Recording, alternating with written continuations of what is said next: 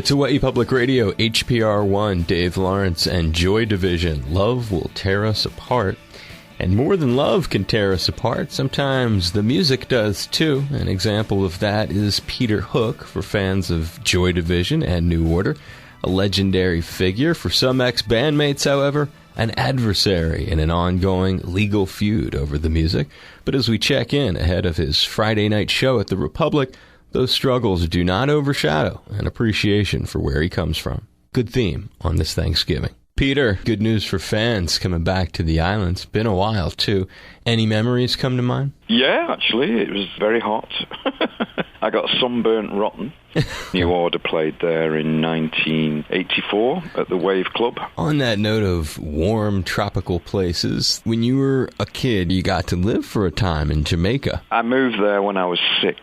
And I was there till I was 10. It was a completely different life to the one that I'd had. Jamaica had its own problems then. It was going through a vast upheaval, and it scared my mother to death. I have that to thank, if you like, for returning us to England. But it was a great place to grow up. You mentioned the impact on your mom in that. Any reflections on how she shaped you as a person? Yeah, I mean, my mother was a single parent from when I was 3 and my brother was born. She had to struggle very hard, and my mother did have to take a much bigger role in mine and my brother's lives. There's 3 of us. We've got 3 brothers. She was a fantastic woman. She never stopped working from the day I met her, shall we say, to the day she died. She worked in the Citizens Advice Bureau in Salford till she was 72. Wow. As my wife says, I've witnessed that work ethic firsthand. I always felt that I was blessed to become a musician. To have a career that's lasted for 37 years is really something to be proud of. And I do think my mother would be very proud.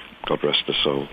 God bless her. Would you attribute a hard work ethic originating there? Yeah, definitely, without a shadow of a doubt. She believed utterly and drummed it into us that you should take advantage as much as you're handed as possible. And she would never, ever let you have a day off school. She would never let you have a day off work. It was an amazing attitude that she had. She was very, very staunch and a very tough woman. Were there also complementary ways that either she or your grandmother inspired you in the social consciousness that you have regarding your place in the world? That's an interesting question. Not one that I get asked often, actually. Where I come from in Salford, the people tend to be very loyal, trustworthy, hard-working, a very working-class, close community. The thing is that my mother never took my job seriously. She came from an era that looked at musicians as being frivolous. She never got it. And I remember, even when I'd been a musician for like 15 years, I remember going home once for dinner, as you do, on a Sunday, and I was late, and she was very angry. And I said, "Oh, I'm sorry, Mum, I was doing an interview." And she looked at me, and her eyes lit up, and she went, "Oh my God, Peter, are you getting a real job at last?" And you're like, "No, Mom, I'm talking about the new record." Yeah, I know, but she couldn't relate to that, and she was so let down to think that I wasn't getting a real job. My brother is a policeman, and my other brother is a mechanic, and she always felt that they were real jobs, and she always felt that music was not the real job for a man. And they kept those 2 positions their lives? Yeah, but they're both exactly the same. They're wonderful, wonderful brothers. I can kind of see a little bit of the history of how your mom influenced what has been a long career where you've had to really stand up for yourself and keep putting yourself back out there. Are there some hard life lessons that have shaped you and informed you along the way? It's actually quite simple. The recipe for any success in any field has to be the fact that you don't give up. The legal battle that I'm having with the others now as New Order, which is probably the most difficult thing I've been through in my life to do with music. The thing is that you don't give up. You fight for what you believe in. Final question. Biggest hero? Never changed, actually. Iggy Pop has been my hero for years and years, and I was absolutely devastated to see that Bernard and Stephen got to play with him as pretending to be New Order as they were. And that really hurt because I've loved Iggy. He really has been my hero, and he's the one. He's only ever been the one. Well, maybe Bernard has been checking out the Rolling Stone and saw you jamming with Billy Corgan, and now he's all worked up about that. Let's hope so, yeah. Peter Hook, Joy Division, New Order, Republic, tomorrow night. I hope you had fun talking to me. All right, man. Come and say hello if you make it on the night. Very good, Peter. You be safe. I'll see you in town. All right, man. Take care.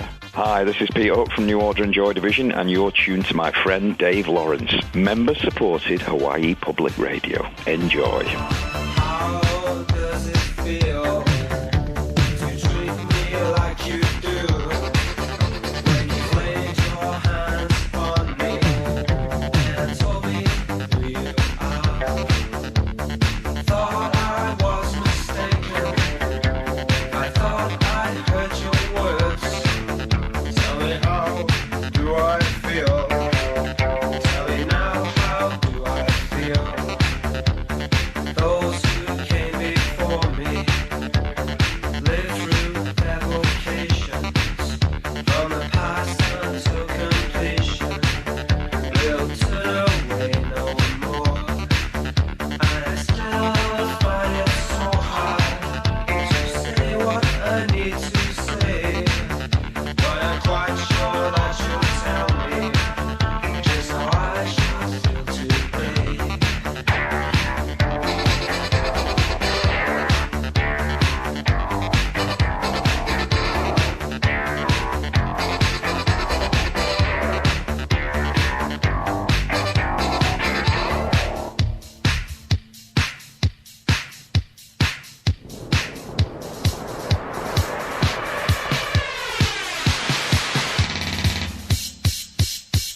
I see a ship in the harbor. I can and shall obey. But if it wasn't for your misfortune, I'd be a heavenly